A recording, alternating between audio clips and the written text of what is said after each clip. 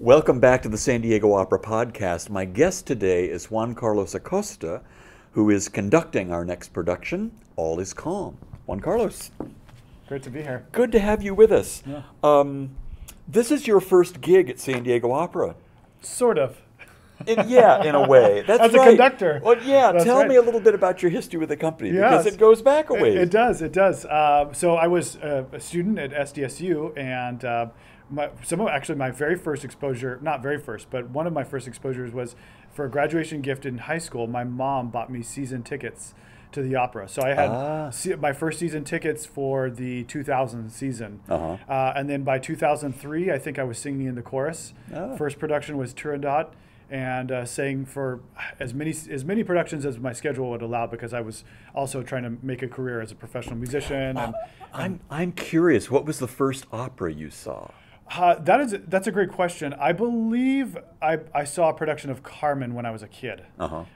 Maybe it might have been one of the invitational school deals. So if there's any question about whether those have effect on people, I think they really do. And, I don't think there's a question at all. Yeah, no, there really isn't. It's been so significant, I think, in the life of the community. Seriously, since the beginning of, I got to say this, since the very first production of the company, which was La Boheme, in 1966, there were 4 performances. 2 of them were student matinees. That's fantastic. Isn't that amazing? Yeah. I mean, 50% of it shows a commitment. It's really incredible. Right from the get-go. So thank you. It's a little detour, but that's right. Well, it's a detour series, so it's perfect. Yeah. So you sang in the chorus for how many years? I think 9 years. I think maybe I took a year or 2 off in between. I think I had a core contract by my 2nd or 3rd year in, but wasn't able to do it because then I also got a full-time music job at a church, and I was doing all sorts of things. And then you did grad school for a couple of years. You got your master's in choral conducting. Correct, from San Diego State. Which brings us almost up to date, but That's right. I have to say, you are currently the music director of Sacra Profana. Correct. Tell us a little bit about that, because that also relates to this present production of All Is Calm. Absolutely. So Sacra Profana is a professional chamber choir based here in San Diego, and it is 10 years old, so we're in our 10th season this year. In 2015, I think it was, I was hired as the Associate Artistic Director and Principal Conductor, while our founder, Christian Oberoi, did graduate school in Boston.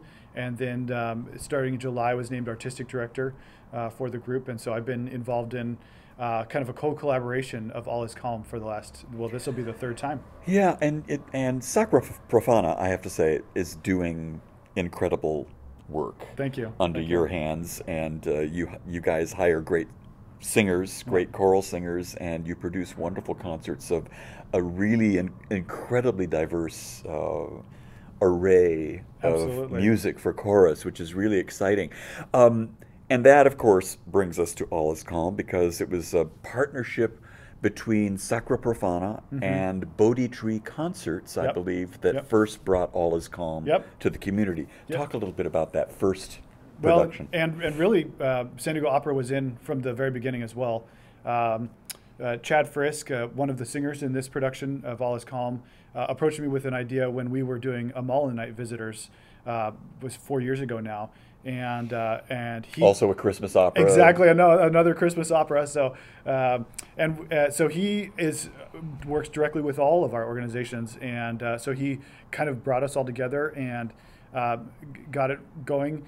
It really, it's at its base, it's a 12-voice men's opera. So 12 men voices, and we felt that Sacra Profana would be a good addition to that. Obviously it's choral background. The original production was done by Cantus, which is another men's professional choir. And so we used the 10 singers from Sacra Profana for the men's choir, as well as 6 kind of soloists, many of whom sing with San Diego Opera off and on, and put that together to do this original production that we mounted at the Veterans Museum. Yeah, I have to say that I went to that first production of All Is Calm, and I didn't really know what to expect. Yeah. At all. I Yeah. thought, okay, this is sort of interesting. It's an opera about the Christmas truce or armistice of 1914. Is it going to be original music? Is it going to be just historical artifacts? Is it going to be engaging? And I walked out of that thing completely wrapped up in the story. It made me go to the internet and search more Right. for information Right. about what happened and what didn't happen, and the music, even though a lot of it is music that I've heard over the years growing Yeah. up, Yeah. placed in the context of that story was so powerful. Yeah. It really, really It was is. really incredible. Yeah. How is it? How is the opera built? Yeah. So, at its heart is the voice of the soldiers from that time period. Right. And that comes across in a lot of different ways. Letters home that they wrote and they sign off themselves, journal entries, other interviews after the fact, and then historical documents, even some stuff pulled from historical recordings from that time. And then the music that's paired with music mentioned specifically in those same letters. So they say, oh, we heard this song drifting across, or we answered with a chorus of this song, and so the music, they just pull those pieces and put them together in arrangements for a cappella men's voices. And the arrangements are gorgeous. Yeah, they really are. The names of the arrangers, I'm afraid I should have Sure, had no, it. Eric Lichty and Timothy Tkach. Okay. Yeah. And then the fellow who devised the entire Peter piece, Rothstein. right, Yeah. out of Minneapolis. Correct. Right. Theater Latte Da. That's right. Not That's Latte Da. Latte Da. And it's got a production off Broadway. Correct. This coming year. Yes. Yes. Lots of organizations throughout the country are picking it up and doing it. It's such a compelling story. I mean, I really feel like it's a great combination of those, the voices of the soldiers, accessible music, and a story that is poignant in that, this is 100 years old, where today is the 100th anniversary of that armistice that ended the war, but also the idea that people with such differences could put down their arms, like literally the weapons that they had in their hands, and come across that divide and join together. It must have been amazing. It was also, as I read more about it, I realized it didn't all happen in one place. Right.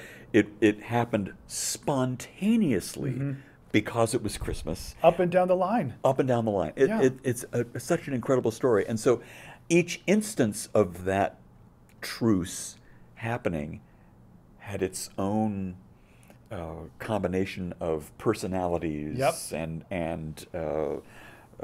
national differences and people just spontaneously getting up out of their trenches, walking into no man's land and celebrating Christmas because it was Christmas. Yes, just because, exactly. Yeah. And one of the great lines in the opera that one of the soldiers wrote, when the sergeant said, "Hey, get back in your trench," he said, "Shut up, sergeant, it's Christmas." That's right. I love that.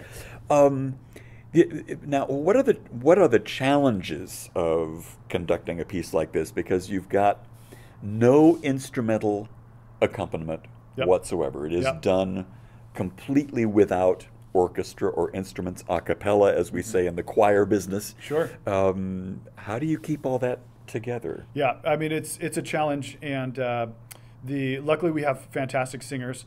Things like pitch. Those are finding the starting pitch, things of that nature. Some of the technical elements of it, but also the kind of energy and mental focus that it requires from the singers to be on that whole time. I mean, in a typical opera, if you're in the chorus, maybe you have 12, 16 minutes worth of music. If you're a principal artist, maybe you have 2 arias, a couple duets, and an ensemble piece. That's easy for you to learn and then put together with the group. Yeah, and when your character is done, or when the chorus is done, you can go relax, play Right. cards, Yeah. and Look. until the stage manager says, chorus is up for the next scene. Right. We're on the whole time. We're supporting each other the whole time.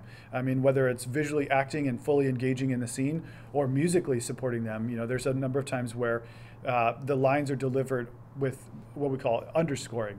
And that's all a cappella men's voices. Yeah. So, we have voices in the kind of that'll go to the background so that this spoken word can come out at the same time. And that's, those are difficult technical elements to put together. It's also, I think one of the really cool things about the Detour series for San Diego Opera is that we get out of the Civic Theater, which is a massive theater, Yep. and which is great for the big standard repertoire. Truly. Like we're doing this year, Rigoletto, Marriage of Figaro, Carmen. Those are big operas, and they deserve a big theater. We're doing this in the Balboa Theater, and it makes so much sense because it's an intimate story, and we're going to be in an intimate space. Yep.